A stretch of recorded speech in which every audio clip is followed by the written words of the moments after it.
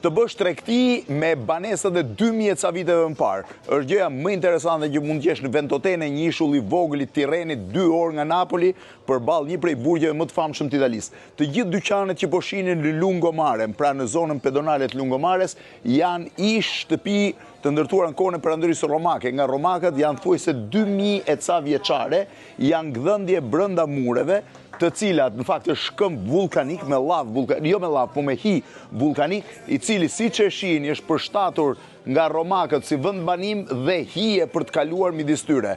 Brenda tyre janë një sër vendbanimesh, pra shiheni se si janë të gdhëndura pjesa më e madhe e tyre, ose duke hyrë te kjo pjesë këtu për ta treguar se si është një dyqan.